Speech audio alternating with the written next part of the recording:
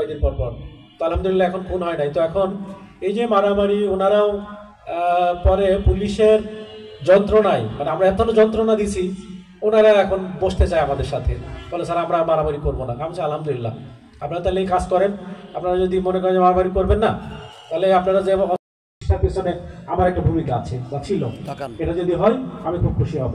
তো শুধু এই পারমল্লিকপুর না, পুরা এই নড়াইল জেলা যদি একটা আদর্শ জেলা হয়, এই নড়াইল জেলা যদি নানাবিধ যে অপরাধগুলো সংঘটিত হয় সেই অপরাধ মুক্ত যদি থাকে এবং এবং উল্লেখ করার মতো একটা জেলা, নিশ্চয় আমরা আমার কথার সাথে আপনারা একমত কিনা?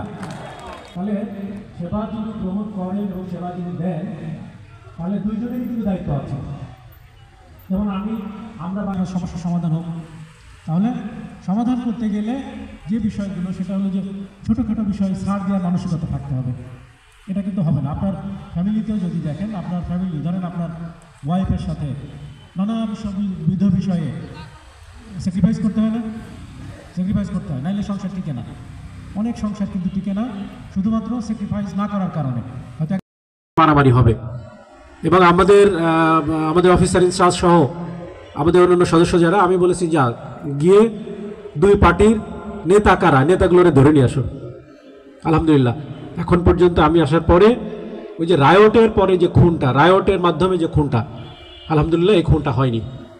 তাহলে এটা সম্ভব হয়েছে যে আমাদের সদস্যদের আন্তরিকতা। এবং আমি দেখেছি যে লোহাগাড়ায়, আমি সর্বশেষ লোহাগাড়ার কেউ যদি থেকে থাকেন আপনি জানবেন, লোহাগাড়া থানায় আমরা সর্বশেষ প্রিভেনশন তো বুঝেন যে একটা হলো যেটা প্রতিরোধ করা, অর্থাৎ একটা অপরাধ সংগঠনের আগে আমাদের যে প্রক্রিয়াগুলো, যে ব্যবস্থাগুলো, সেইগুলো নেওয়া। আর একটা হলো যে এই ব্যবস্থা নেওয়ার পরেও যদি কোনো আইন শৃঙ্খলার কোনো ঘটনা ঘটে যায়, তাহলে সেটাকে ডিটেক্ট করা, অর্থাৎ সেটাকে উদ্ঘাটন করা। তো আমাদের সবচেয়ে ভালো পন্থা হলো, এবং এটা 90% হলো আমাদের, যে আমরা যদি সতর্কতামূলক ব্যবস্থা গ্রহণ করতে পারি, অর্থাৎ প্রিভেনশনটা যদি আমরা।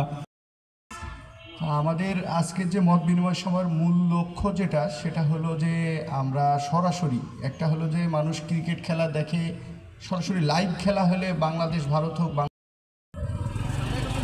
চলে গেলে হবে না। হ্যাঁ হ্যাঁ, সব নির্যাতিত লোক আছে, ভালো চেষ্টা করি।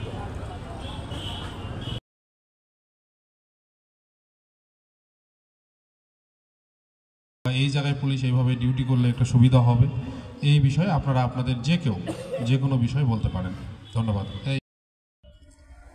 সুযোগ্য পুলিশ সুপার জনাব মোহাম্মদ রবিউল ইসলাম স্যার, অতিরিক্ত police super Narail crime and ops sir, এবং আমাদের নড়াইল সদর সার্কেল স্যার,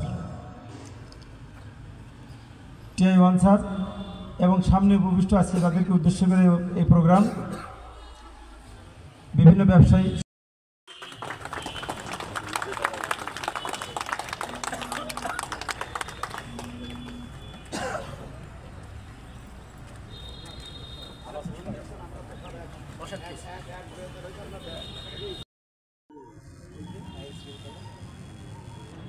গোপাল কই,